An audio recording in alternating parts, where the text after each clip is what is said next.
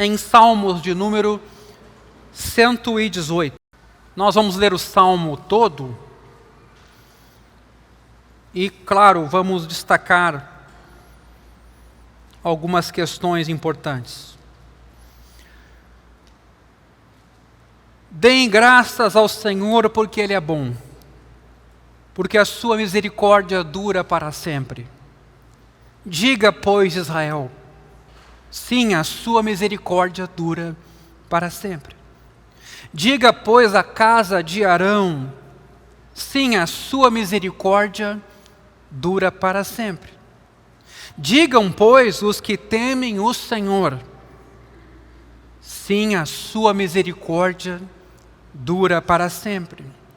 Na angústia invoquei o Senhor, e o Senhor me ouviu e me pôs a salvo.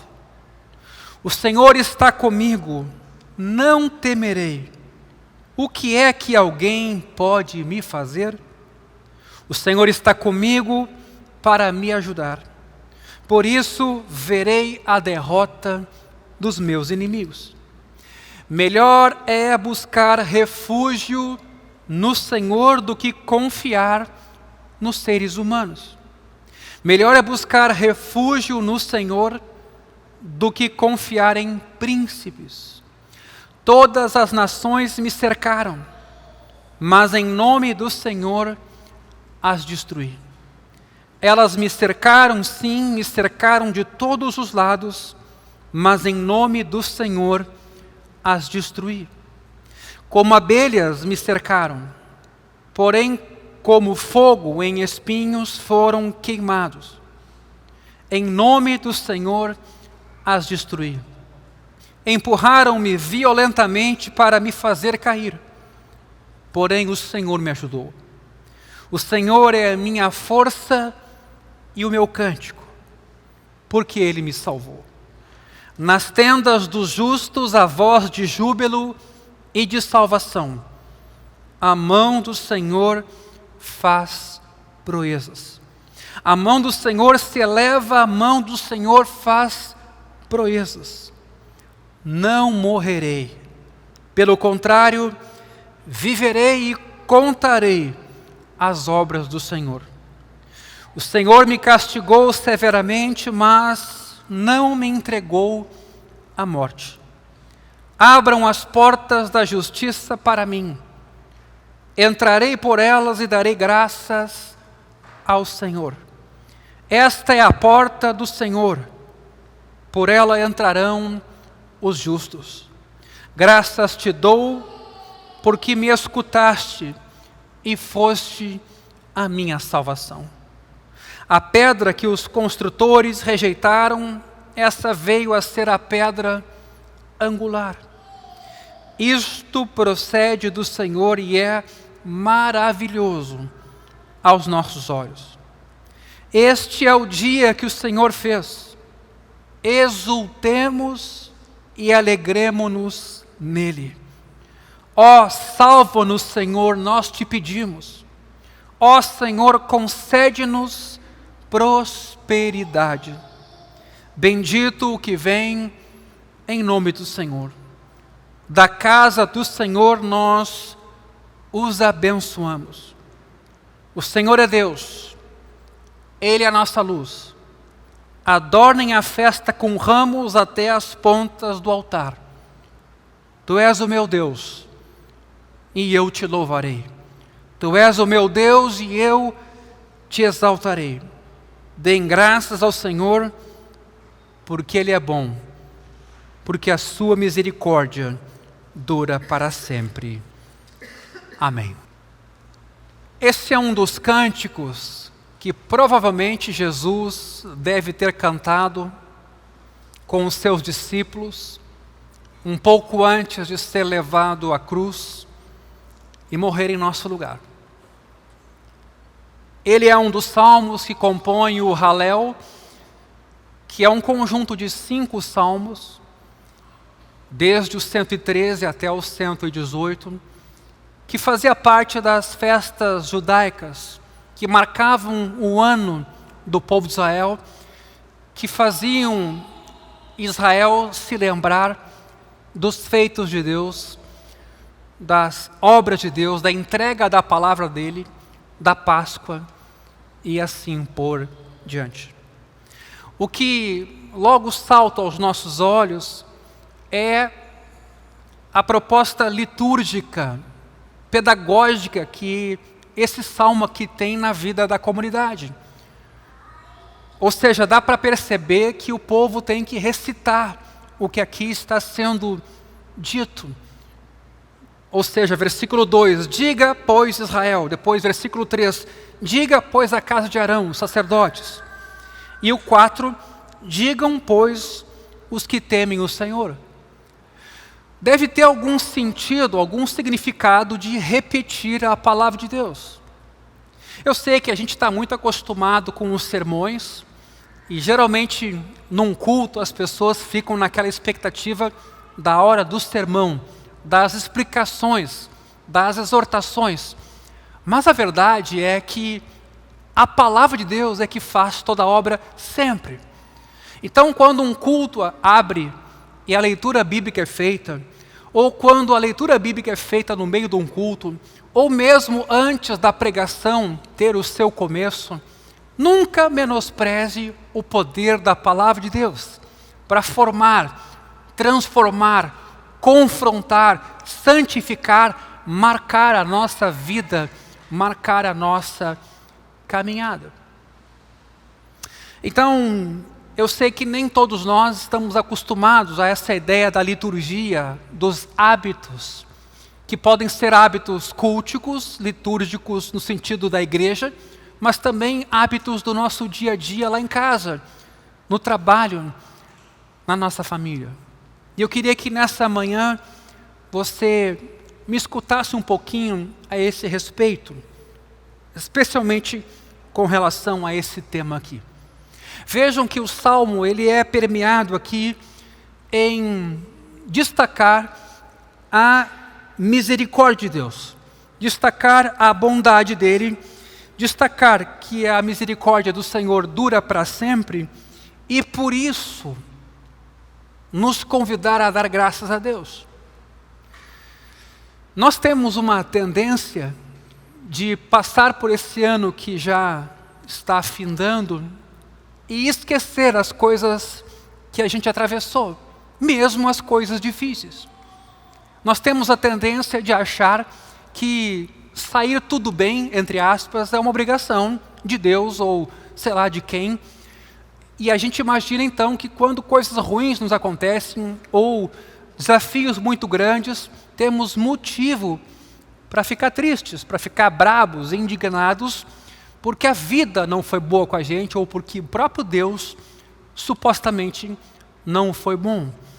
E eu queria então nessa manhã lembrar que nós estamos vivos, nós estamos hoje num culto como igreja, nós estamos aqui celebrando que a misericórdia de Deus não tem fim, que Deus não muda de ideia e não vai mudar de ideia em nenhum momento na eternidade e que nós fomos agraciados com a salvação do Evangelho, de graça, pela fé somente, e por isso temos motivos de sobra para estarmos alegres. Como Jesus mesmo disse, quem tem o Filho tem a vida. Sabe o que é isso?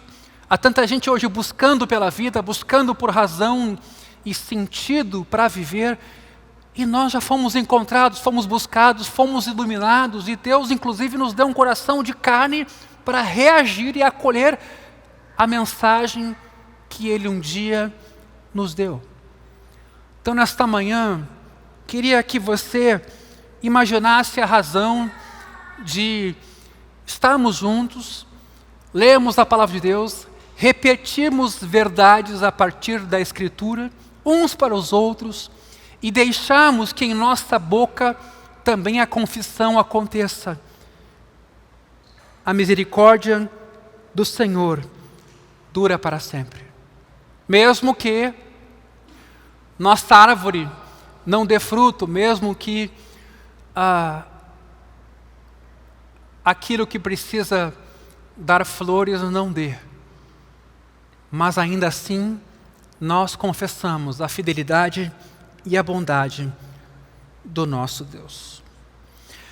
Em muitas igrejas litúrgicas, e há liturgias mais elaboradas e outras menos elaboradas, fontes batismais se localizam logo na entrada do templo. Você já deve ter visto isso numa igreja católica ou numa igreja que batiza bebês, por exemplo. Uma fonte batismal logo no ingresso do templo. Quando as pessoas entram naquela igreja para o culto, elas passam por essa fonte. E essa fonte simboliza o batismo pela qual todas elas passaram, que simboliza o ingresso do crente no povo de Deus, e lembra a cada um que passa pela fonte que antes de sentar, antes de adorar, antes de cantar ou fazer qualquer outra coisa, nós somos lembrados de que Deus nos buscou, de que Deus nos salvou, de que nós fomos marcados como um povo que pertence a Jesus pela graça somente, por meio do Evangelho, que recebemos como um dom e por meio dos crentes que vieram antes de nós, ou nos são contemporâneos. Alguém nos pregou a palavra, alguém nos evangelizou, alguém dividiu a boa nova conosco. À medida então que os cristãos entram naquele santuário e passam pela fonte, inclusive muitos deles molham os dedos ali e fazem o sinal da cruz. Eu me refiro de novo a igrejas mais litúrgicas, mais antigas, mais tradicionais. Eles fazem isso como um ato de recordação, lembrando o seu batismo e recordando que eles foram salvos, amados por Deus, aprovados não pelos seus méritos, mas pelos méritos de Cristo. Segundo o teólogo Martin Marty, os luteranos, inclusive, aprendem a começar cada dia, antes de mais nada, fazendo o sinal da cruz como um lembrete do seu batismo. Porque às vezes nós, que fizemos uma história um pouco diferente, olhamos para esses passos litúrgicos e imaginamos que isso é coisa morta, isso é coisa fria, isso é coisa repetitiva e sem sentido. Mas quando a gente conhece o conteúdo e o que aqueles símbolos, na verdade, nos querem transmitir, nós vamos perceber que não é bem assim. Eu nunca vou esquecer quando a gente inaugurou esse espaço e a gente ainda não estava com essa cruz exposta aqui. Veio uma criança e me perguntou: pastor, cadê a cruz? Isso não é nada pequeno. Isso é marcante na vida de uma criança que às vezes não entende muito ou tudo o que um adulto fala, mas os seus olhos, o seu tato, o seu estar nesse espaço aqui e contemplar imagens que nos remetem ao Evangelho e à obra de Deus, isto é marcante. Para todos os cristãos, o batismo significa a libertação do pecado de ontem e a recepção da promessa de amanhã. Passando pela água, o velho homem é sepultado na morte de Cristo. Saindo da água, somos renovados, unidos ao Cristo ressurreto.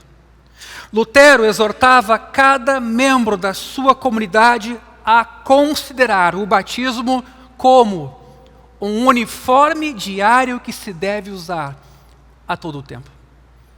Quantas são as vezes que a gente está aí no mundo fazendo planos para 2024 sem considerar quem nós somos, que identidade a gente recebeu, e esse é um dos motivos de estarmos aqui também nesta manhã, sermos lembrados. Será que começamos, meu irmão, minha irmã, cada novo dia lembrando do nosso batismo, da identidade que temos em Cristo e que nos foi dada pelo Evangelho? Assim como a gente, por exemplo, entra num santuário e vê logo no início a pia batismal? A cada manhã, como eu citei agora há pouco, um luterano então faz o sinal da cruz, o que ele chama de oração não verbal. Oração não verbal. Ele lembra novamente que é perdoado de tudo que veio antes e que haverá graça suficiente para todos os desafios que virão depois. Mas Por lembrar o nosso batismo, eu não quero dizer que precisamos literalmente recordar todos os detalhes históricos de um evento passado em nossa vida.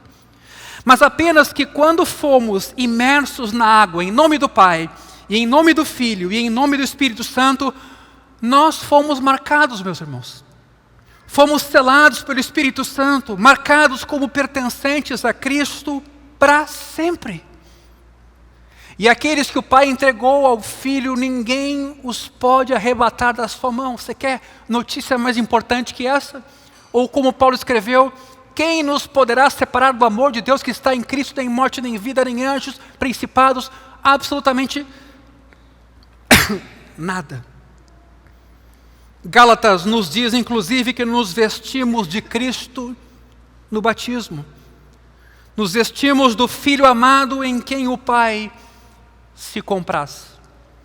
Para usar a imagem de Paulo, naquele dia do batismo eu morri e fui sepultado, e então, revertendo toda a ordem do universo, eu nasci de novo com Cristo, que vive em mim pela fé. Como cristãos, acordamos cada manhã, e eu queria lembrar você isso nesse momento, batizados. Estamos unidos a Cristo e a aprovação do Pai é declarada sobre nós, assim como o Pai disse ao Filho, eis o meu Filho amado em quem me comprazo. Pelos nossos méritos não, pelo que fazemos não, pelos méritos de Cristo.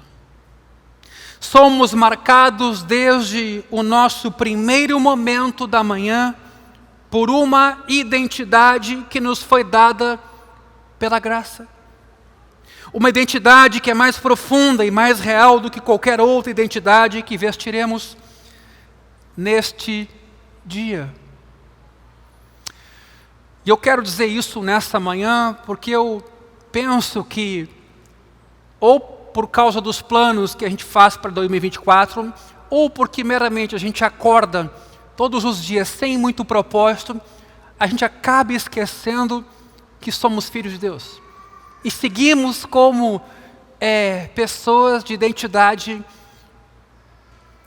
questionável, com missão questionável, com um lugar no mundo que é questionável. Tudo o que fazemos na liturgia dos nossos cultos, por exemplo, é uma resposta à obra e à iniciativa de Deus. Antes de começarmos as liturgias do nosso dia, porque também fazemos isso todos os dias, cozinhar, ficar preso no trânsito, mandar e-mails, cumprir tarefas, trabalhar ou descansar, nós começamos a cada dia como amados por Deus, por meio de Cristo. As minhas obras e o meu culto não merecem coisa nenhuma. Pelo contrário, minhas obras e o meu culto fluem do amor, do dom e da obra de Deus em meu favor, e é preciso dizer isso de novo nesta manhã.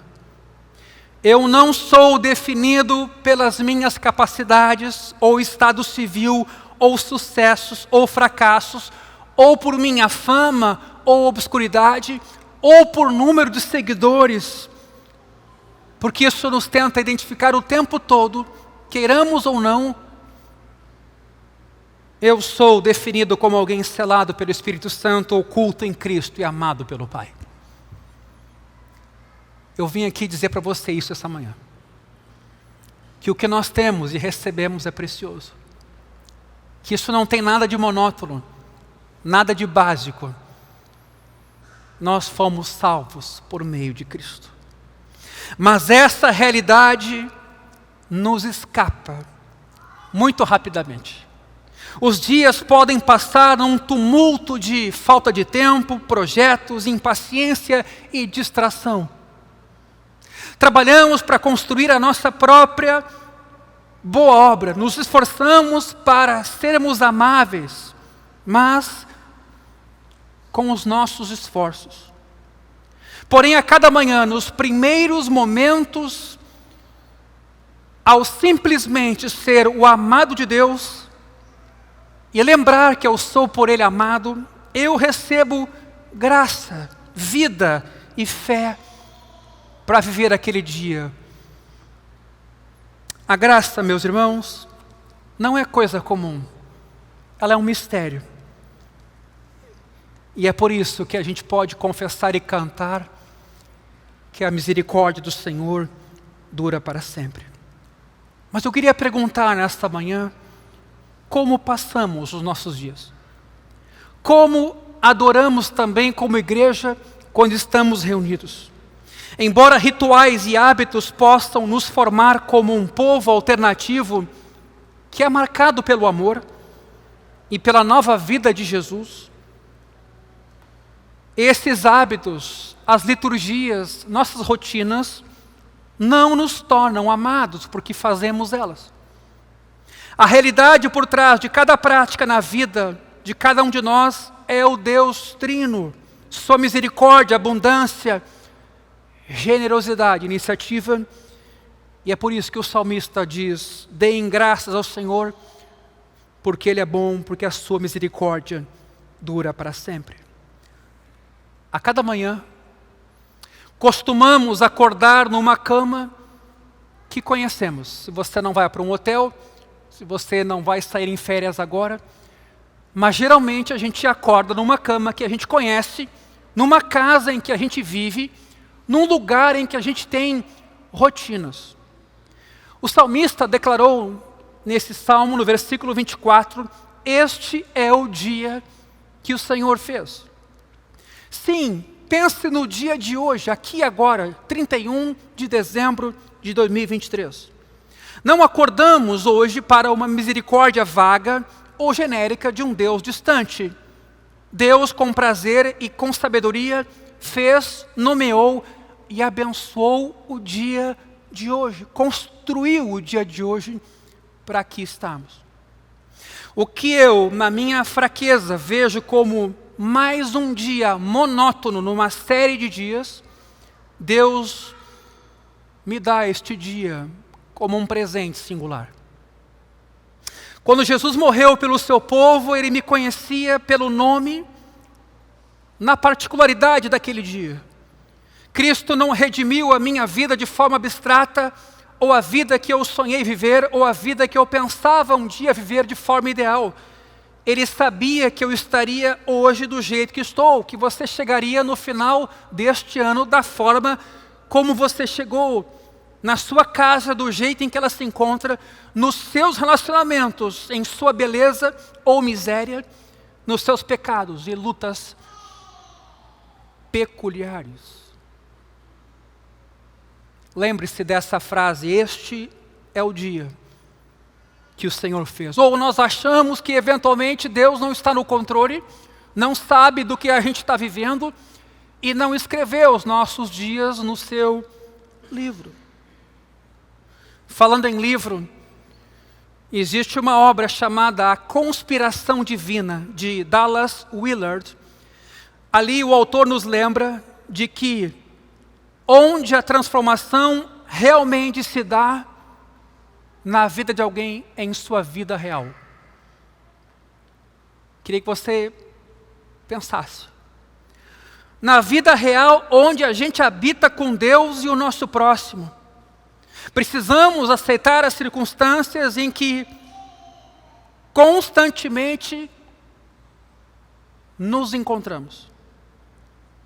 Porque é onde a gente se encontra, é onde a gente vive, e é em cima do que a gente faz que nós nos encontramos com o reino de Deus e a bênção dele. Deus nunca abençoa uma pessoa sem ser onde ela está. Nós estamos no tempo. Deus pode ser um ser atemporal, mas aprove a Deus que a gente fosse incluído num calendário, num tempo, num dia específico.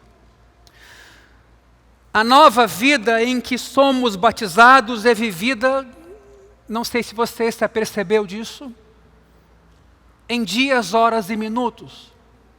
Deus está nos formando como novas pessoas, nos santificando a cada dia. Eu sei que muitos de nós já estamos planejando 2024, pensando no ano como um todo. mas o ano como um todo é a conjunção de minutos, de segundos, de como você vai começar no dia de amanhã e de manhã cedo. E o que você vai fazer por primeiro. O lugar da formação de Deus em nossa vida, meus irmãos, não se iluda, são os pequenos momentos. Não são os grandes. Não são os espetaculares. É cada segundo, é cada hora. Alfred Hitchcock disse que os filmes são a vida sem as partes chatas. Pense um pouquinho nessa afirmação. Um filme é a vida sem as partes chatas. Perseguições de carros, enredos intrigantes, boas conversas. Nós não queremos assistir ao nosso protagonista apenas dando uma caminhada, preso no trânsito ou escovando os dentes. Isso é chato. Pelo menos não por muito tempo. A não ser que tenha uma boa trilha sonora. Temos a tendência de querer uma vida cristã sem, aspas, as partes chatas. Eu queria pensar com você sobre isso nesta manhã. Todavia, Deus nos fez passar os nossos dias em descanso, trabalho, lazer, cuidado do corpo, da família, da vizinhança e sim, do lar. Lavar a roupa, lavar louça, arrumar, guardar os sapatos, as meias. E se todas essas partes entediantes importam para Deus, aquilo que você acha que não é importante, aquilo que você acha que qualquer outra pessoa pode fazer, e se você está errado, e essas pequenas coisas do dia a dia são importantes. E se os dias transcorridos de maneiras que parecem pequenos e irrelevantes para nós, na verdade, esses dias são densos e significativos e parte da vida abundante que Deus tem para nós. Pense um pouquinho. Os anos ordinários ou comuns de Cristo também fizeram parte da história da redenção. Eu sei que a gente recorta os milagres, os ensinamentos de Jesus e a obra da cruz em si, e a ressurreição. Mas Jesus chegou a esse mundo como um menino, um bebê. E ele tem anos da sua infância que nos são desconhecidos, pelo menos não temos o registro disso. Por causa da encarnação e desses longos anos, as nossas vidas, enquanto bebês, também importam. Enquanto nos alimentamos, também importam. Enquanto aprendemos um trabalho, também importam, porque Jesus perseguiu esse rito também na sua vida. Se Jesus foi um carpinteiro, todos nós que estamos em Cristo, vemos que o nosso trabalho é santificado e consagrado. Ele tem um sentido. Se Cristo passou um tempo obscuro, então há uma dignidade em eventualmente ficar obscuro, no anonimato, não nos holofotes, numa vida, quem sabe, recolhida. Se Cristo passou por isso, nós também podemos passar. Agora escute. Se Cristo gastou a maior parte da sua vida de forma cotidiana, então a vida toda está debaixo do seu senhorio. Não há atividade pequena demais ou rotineira demais para refletir a glória e dignidade de Deus. Nós é que somos empurrados para uma agenda de espetáculos e perdemos de vista as pequenas coisas. Nós focamos naquilo que supostamente é o grande foco de Deus e nos perdemos antes de chegar lá, e até às vezes nem conseguimos chegar lá, porque os primeiros passos foram desconectados de um Deus presente na nossa vida. Repito, não há atividade pequena demais ou rotineira demais, como lavar uma louça, que não reflita a glória de Deus e que não tenha um sentido. Eu conheço muitas pessoas para quem o trabalho é um problema. pessoas que gostariam de se liberar do trabalho, pessoas que gostariam de fazer alguma outra coisa e viver em lazer, mas o trabalho tem um sentido, um propósito, uma razão de ser. Talvez nos faltou clareza sobre o nosso lugar naquele espaço ou nessa vocação dada por Deus. Quando você, seja John Piper, ou você seja uma dona de casa, ou um revolucionário, ou um estudante, ou um juiz, para todos estes a vida é vivida em 24 horas. Boa parte do seu dia vai consistir, não importa quem você seja, inclusive podendo ser um presidente, boa parte do dia vai consistir em se sentar com outra pessoa, tratar de ocupações, tarefas domésticas, cuidar do corpo, conhecer o próximo, buscar amar pessoas. O fato é que nós temos corpos, meus irmãos. A nossa energia acaba, a gente envelhece e a gente aprende em processo. Todo dia acordamos e não sabemos o que naquele dia nos espera, podendo ser inclusive a própria morte. É que às vezes a gente tem uma ideia tão pequena de que temos o controle da nossa agenda. É importante olharmos para a nossa vida em um dia, olhar para a nossa fé em pequenos momentos, nossa formação espiritual na sua forma molecular, micro. Não porque tudo isso é tudo o que importa, mas porque a única vida que qualquer um de nós viverá como ser humano é como uma caminhada cotidiana e comum. A gente vive um tempo hoje em que, se a coisa não for espetacular, a gente não se anima. A gente não se engaja. A gente menospreza. Talvez por isso Jesus tenha falado aos seus discípulos: olha o lírio do campo, olha o pardal, olha como Deus cuida daquilo que Ele criou. Não andem ansiosos. Eu poderia aqui nessa manhã falar muito sobre justificação. Vocês ouviram bastante sobre esse tema nesse ano. Falar sobre a doutrina da igreja, membresia, salvação e, quem sabe, escatologia. Mas essas doutrinas são vividas, cridas e encarnadas, meus irmãos, nos pequenos momentos do nosso dia a dia. No verão, no inverno, em casa, na praia, individualmente ou como comunidade. Annie Dillard escreveu assim: obviamente, como passamos o nosso dia, escute isso, é como passamos as nossas vidas. Como você passa um dia é o projeto do que você vai atravessar em sua vida. Como passamos o nosso dia é como passamos nossas vidas, e não nos damos conta. Às vezes pensamos em ter um ano novo muito produtivo, mas não refletimos ou oramos sobre o que exatamente vamos fazer no 1º de janeiro, na primeira hora da manhã. O quanto vamos dormir a mais e por que vamos dormir, e o que vai dar o tom daquele meu dia. O hoje é o campo de treinamento do que eu creio e de quem eu adoro. O hoje e o que a gente faz com o hoje é o lugar em que eu vou ser treinado, provado sobre o que eu creio e o que eu amo. Talvez essa tenha sido a ideia de Paulo ao escrever aos Tessalonicenses, primeira carta, capítulo 5, versículo 18, orem sem cessar.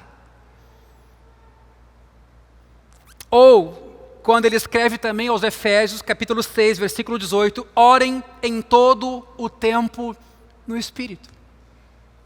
Será que estamos perdendo de vista coisas bem importantes, pulando etapas em nossa vida? A cada novo dia, esta é a rodada que o meu coração vai jogar. Eu estou vivendo esta vida aquela que eu tenho aqui na minha frente, com essa comunidade local, com estes meus irmãos, diante desse tempo. Por vezes a gente se pergunta, né?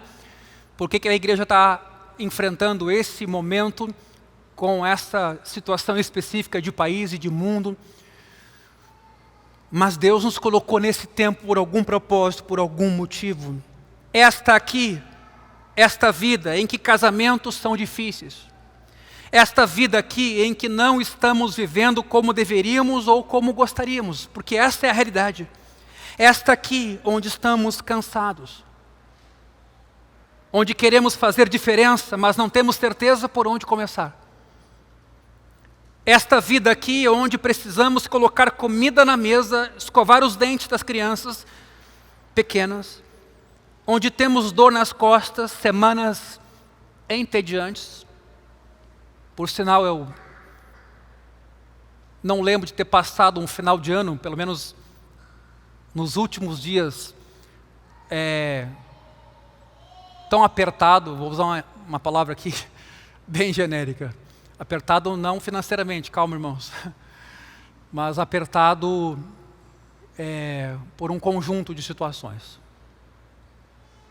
Inclusive, peço a oração de vocês. Aqui, nossas vidas parecem pequenas. Aqui temos dúvidas. Aqui, nesse mundo, lutamos com falta de sentido. Nos preocupamos com quem amamos, lutamos para encontrar o nosso próximo e como ajudá-lo. Neste dia particular, Jesus me conhece e declara que eu sou dele mesmo assim. Neste dia Ele está redimindo o mundo, avançando com o seu reino e nos chamando para nos arrependermos e crescermos. Ele está ensinando a sua igreja a adorar, a se aproximar dele por meio de Cristo. E Ele também vem em nossa direção. Se é para passar toda a minha vida sendo transformado pelas boas novas do Evangelho, eu preciso aprender como verdades arrebatadoras, como a doutrina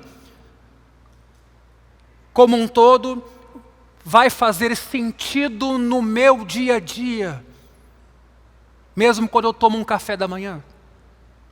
Como eu passo esse dia ordinário em Cristo, porque aqui nós nos reunimos uma vez por semana. Como você passa na ordinariedade do teu dia, da tua semana, é que você vai poder fazer tudo que você aprende, se encarnar. Sem perceber, muitos de nós construímos um hábito. Nós resistimos e temos medo do tédio. Quero repetir isso. Esse hábito já está construído. É por esse motivo que a gente às vezes até tem mais dificuldade de ouvir, de sentar numa cadeira e escutar. Eu admiro os professores da nossa geração que têm que lidar hoje com crianças hiperestimuladas e que precisam sentar para ouvir e acolher.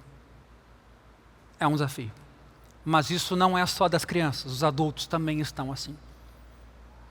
Quer dizer, para você pegar a atenção, para você pegar o ouvido de alguém, você tem que literalmente fazer um grande esforço retórico, homilético, tecnológico, por que não dizer?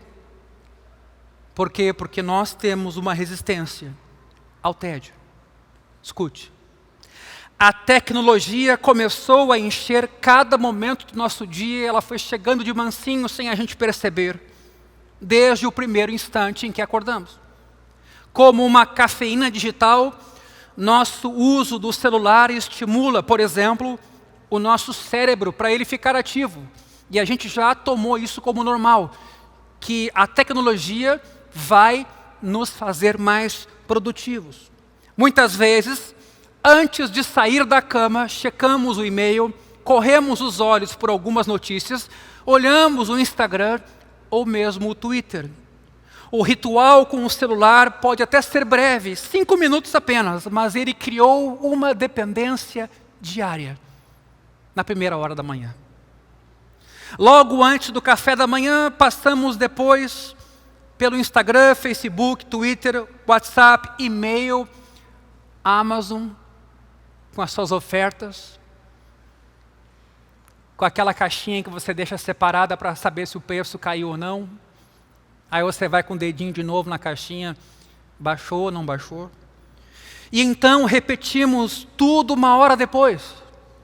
Às vezes ignoramos os pedidos dos filhos ou da esposa ou marido com um espera aí, distraído enquanto a gente está passando os olhos por um texto que a gente entende que é útil, que é importante. Às vezes aproveitamos 5 minutos online enquanto os familiares estão almoçando. Um garfo na mão e o celular na outra mão. Voltamos de uma atividade e ficamos parados com o carro na garagem, passando os olhos por notícias no celular.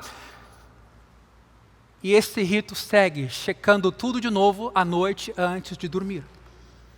Nos alimentamos o dia todo de um fluxo constante de notícias, entretenimento, estímulos, curtidas e retweets. Sem perceber, porque isso é diário, lentamente construímos um hábito. Uma resistência firme e um medo do tédio. Tish Warren relata no seu livro Liturgia do Ordinário, que aqui já recomendei e volto a fazê-lo, que certa vez ela decidiu que trocaria as suas rotinas diárias. No lugar de ir direto para o celular pela manhã, o que ela fazia, de forma obcecada, a primeira coisa que ela faria seria arrumar a sua cama. Ela também decidiu passar os primeiros minutos depois de arrumar a cama, sentada nela, em silêncio, pensando no sentido do que ela estava fazendo. Não se preocupando com a próxima atividade, o próximo item na agenda, mas o sentido de acordar e arrumar a cama. Então, ela aprendeu a tirar o celular do quarto. Você lembra daquela época em que para os cristãos era um sucesso tirar a televisão do quarto? Espero que você tenha feito parte dessa geração. Eu aprendi isso, por exemplo. Casei assim, aplicamos isso para a nossa vida, mas daí veio o computador, daí veio o smartphone, os iPads. A nova rotina de Tish Warren, porém, não lhe tornou incrivelmente bem-sucedida ou alegre, como alguns tinham prometido, se ela deixasse o celular. Mas ela começou a notar de forma sutil que o dia dela tinha uma influência diferente. Meu irmão, pense nos pequenos momentos, nos pequenos hábitos. Não olhe de cara as grandes mudanças. A primeira atividade do seu dia, o primeiro movimento, não era mais a de uma consumidora, mas de uma colaboradora com Deus.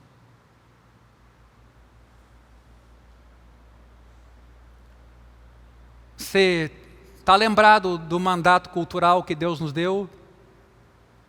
De cuidar da terra, de cultivá-la, de dominar?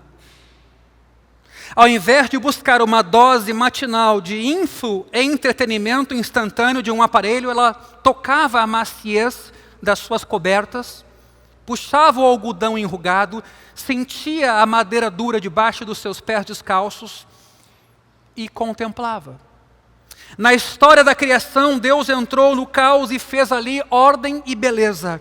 Ao arrumar a cama, ela refletia esse ato criativo de uma forma mais minúscula e ordinária. Escreveu ela: no meu pequeno caos, eu fazia uma pequena ordem. Então, havia um pequeno espaço, um retângulo naquela sua casa bagunçada, um retângulo arrumado. E aquele retângulo, de alguma forma, escavava um pequeno espaço ordenado na mente distraída e bagunçada de Tish. Ela relata o seguinte, preste atenção. Eu me sentava. Às vezes eu lia a Escritura. Era mais comum eu orar. Começava com a oração do Senhor. Então eu convidava Deus para o meu dia. Eu orava: abre, Senhor, os meus lábios, e a minha boca manifestará os teus louvores. Eu colocava as minhas ansiedades, esperanças e perguntas diante de Deus, esticando-as na sua presença, assim como os lençóis estavam esticados.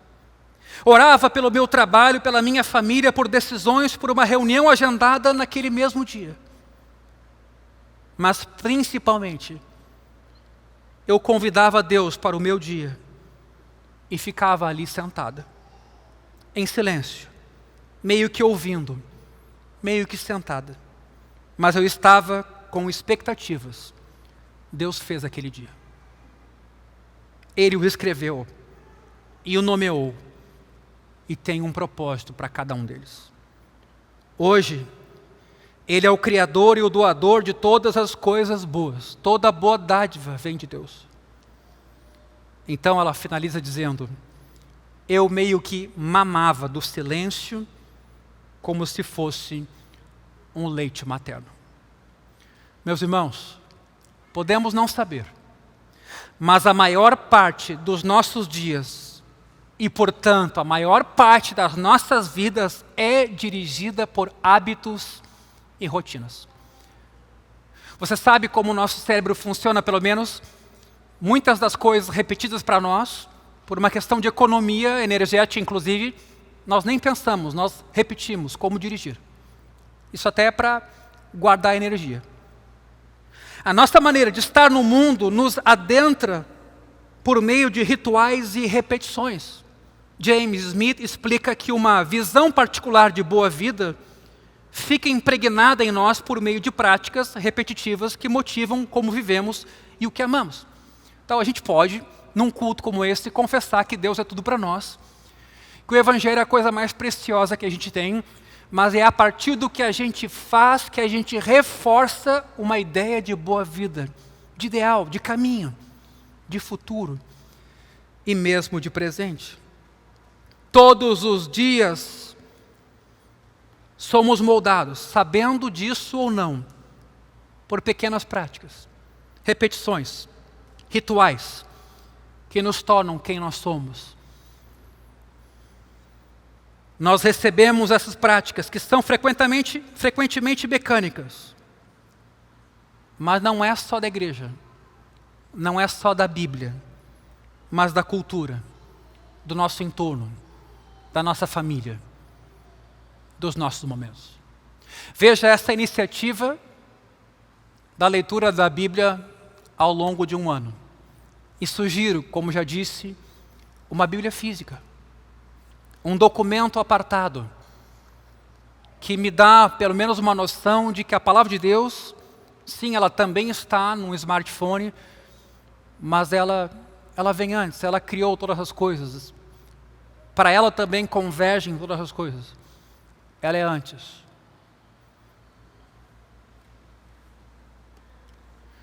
Flannery O'Connor disse uma vez a um jovem amigo: para lutar com a mesma força que este século tem ao lutar contra você. A igreja deve ser um povo radicalmente alternativo, nós sabemos disso, marcado pelo amor do Deus triuno em cada área da nossa vida. Mas frequentemente não sabemos como ser esse povo alternativo. Embora creiamos no Evangelho, embora coloquemos nossa confiança na ressurreição, frequentemente sentimos que passamos os nossos dias da mesmíssima forma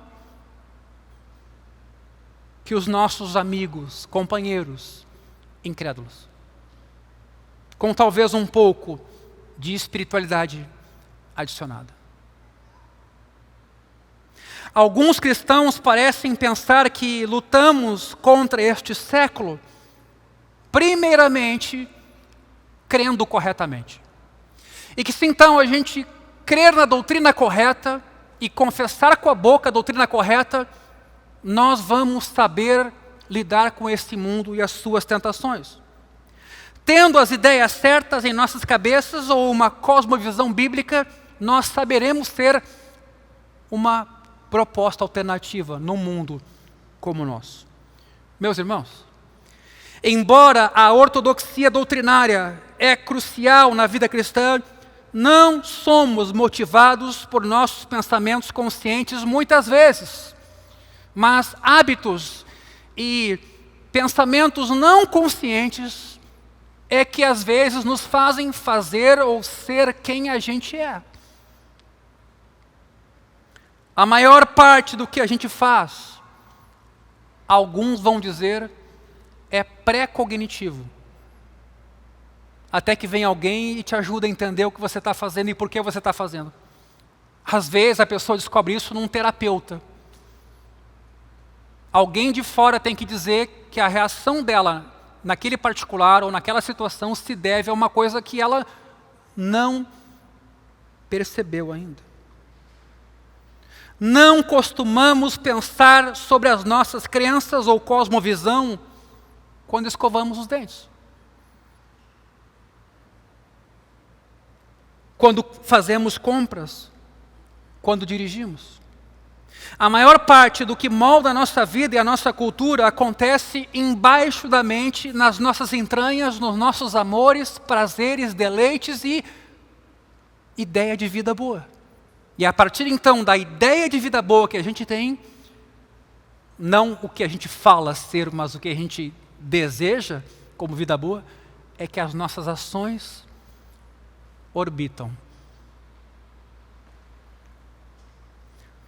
Mas ao lado dos cristãos, e já caminho para o fim aqui, que lutam então contra este século, crendo de forma correta, porque eles acham que crendo de forma correta, eles conseguirão ser uma alternativa. Outros cristãos acreditam que lutar contra este sistema envolve uma rejeição radical do mundo de segunda a sexta-feira. Para esses não basta crer corretamente, para esses eles têm que estar fora. Escapar, fugir desses espaços de tentação. Nessa perspectiva, se pudermos nos separar o suficiente da cultura, se abstendo dela ou rejeitando certos tipos de arte, música, mídia, vida cívica, os anabatistas, por exemplo, no período da Reforma, eles não se alistavam para o exército. Eles achavam que aquilo ofendia a Deus. E tinha a ver também com os usos das armas e assim por diante. Então essa ideia é aquela ideia que pensa numa comunidade distante, monástica, fora desse mundo, porque para eles essa é a maneira de ser uma alternativa. Mas há maneiras um pouco mais sutis do que essas.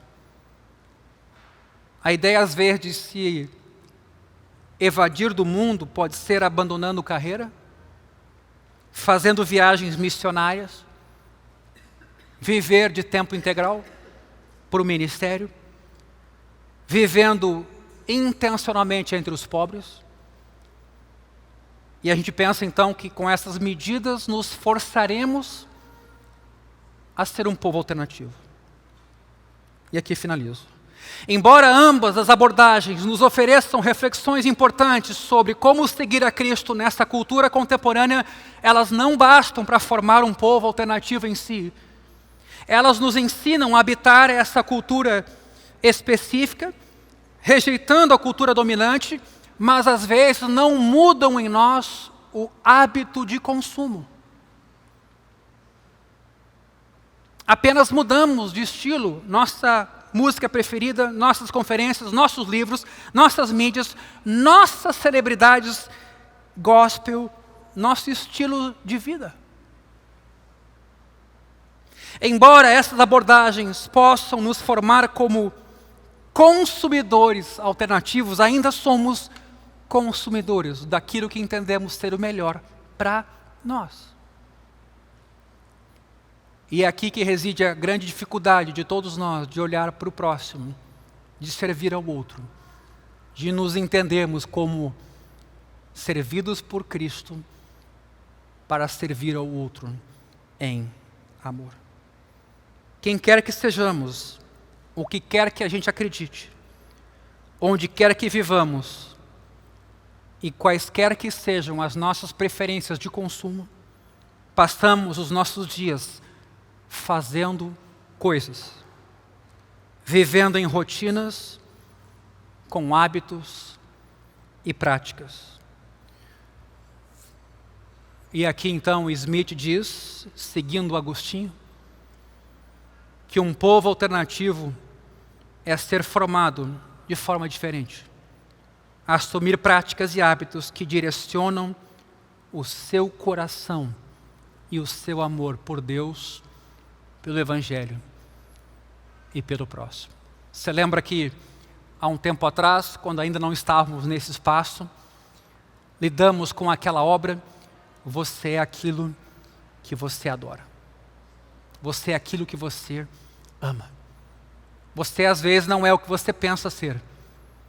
Você é aquilo que através de hábitos repetitivos, que você entendeu, geradores de boa vida, numa sucessão desses hábitos, a sua vida é conduzida e levada para caminhos que você, sem consciência às vezes, direcionou.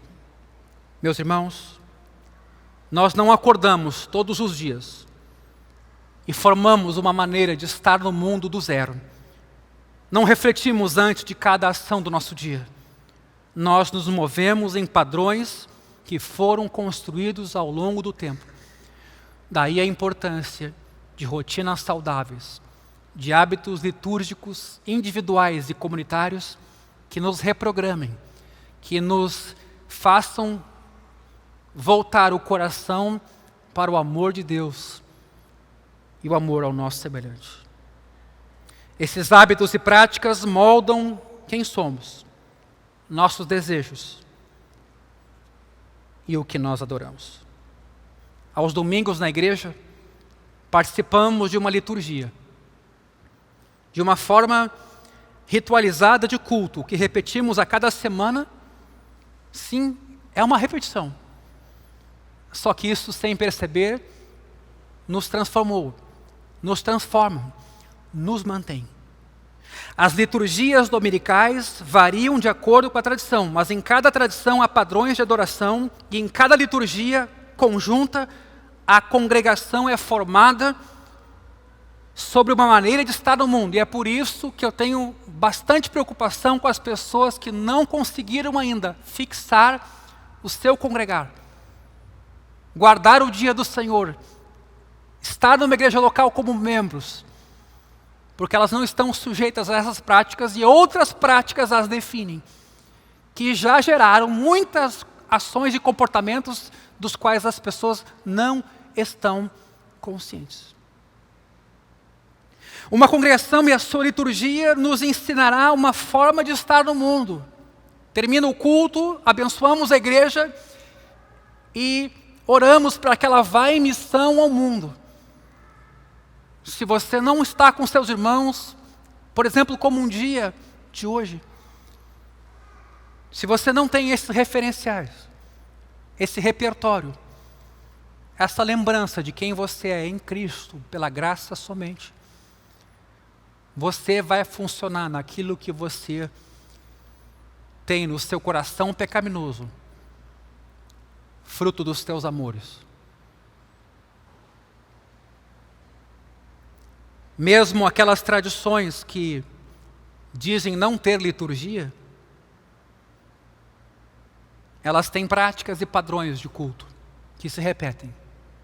A questão não é se temos uma liturgia, mas que tipo de liturgia a nossa igreja está praticando e com ela nos formando. Essa é a grande pergunta nesta manhã. Que tipo de pessoas a nossa liturgia está nos formando para ser? E eu penso nessa liturgia aqui, mas também na tua liturgia diária. Ela está dizendo o pai que tu está sendo, a mãe que tu está sendo, o esposo, a esposa, os filhos, os irmãos.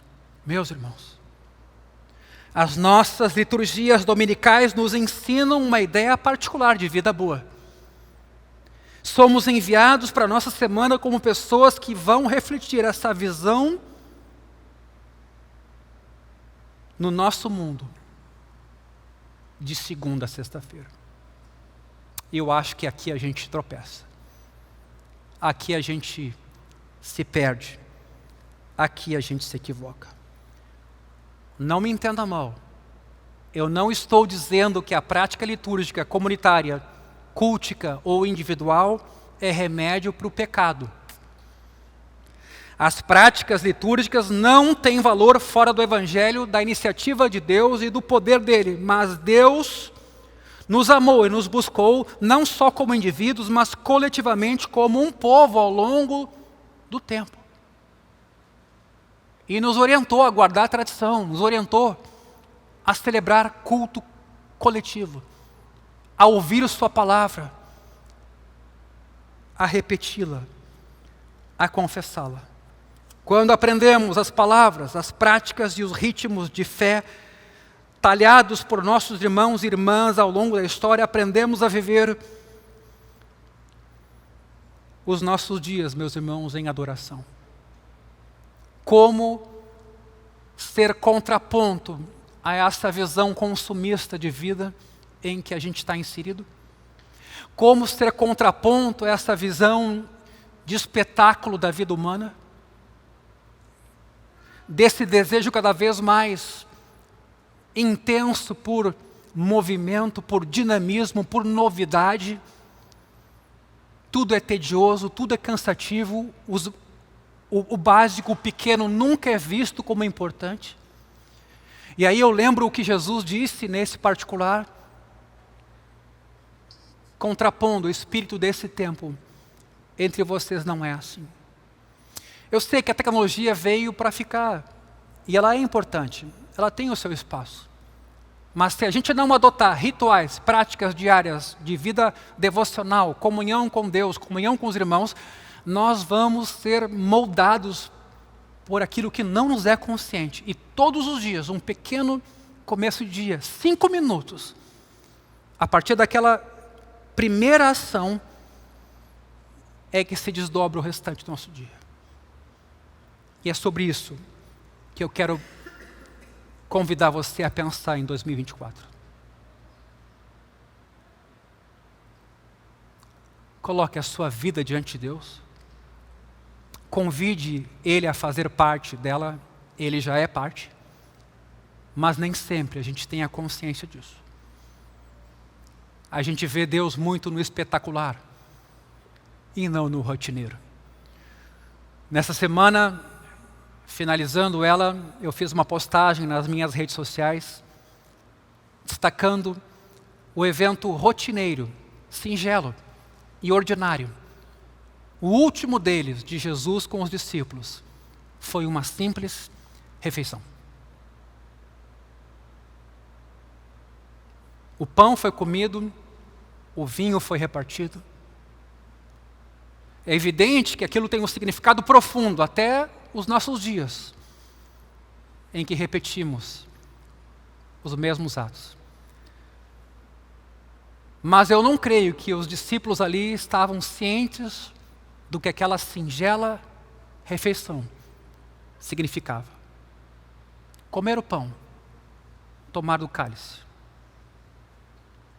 Ali Jesus estava num ato rotineiro, ordinário, discreto, só com os seus discípulos, entregando a sua vida pelo mundo para nos redimir. Então, nesta manhã, eu desafio você a cuidar dos seus hábitos, das práticas que formam você e os seus filhos. Seguidamente aqui eu comento com os casais e os pais como a gente louva a Deus no culto, é como os nossos filhos pequenos vão louvar. O quanto a gente canta é o quanto eles vão cantar. O quanto a gente se envolve é o quanto eles se envolverão. O quanto a gente caminha é o quanto eles também não conseguirão um dia sentar para ouvir. Tudo isso é formativo e acontece o tempo todo. E não é só aqui. É na nossa casa. E às vezes no encontro comunitário é onde essas tensões acontecem. em que famílias que têm práticas diferentes, quando se encontram no mesmo espaço, essas práticas inevitavelmente vão transparecer. O meu desejo, a minha oração é que essas práticas nos ajudem a sermos salutares em nossa comunhão, olhando para o texto sagrado, olhando para o espaço que nós temos na vida uns dos outros e contando com a misericórdia de Deus nessa nossa jornada, para que Ele nos ajude a ser luz do mundo, sal da terra, lembrando, antes de 2024, que hoje, 31 de 12 de 2023, é o dia que o Senhor fez. E amanhã, 1º de janeiro de 2024, também é o dia que o Senhor fez. O próprio Cristo chegou a dizer: não se antecipem sobre o dia de amanhã, basta o seu dia ou o seu próprio mal. Mas que possamos viver no dia de hoje tudo aquilo que Deus tem para mim e para você. Agradecidos por esse ano que passou, de inclusive podemos estar aqui como comunidade, de ter sido guardados, livrados do mal. Podemos também nos lembrar daqueles irmãos nossos que tiveram um ano difícil. Mas minha palavra nessa manhã é que Deus nos ajude. Baixa a tua cabeça.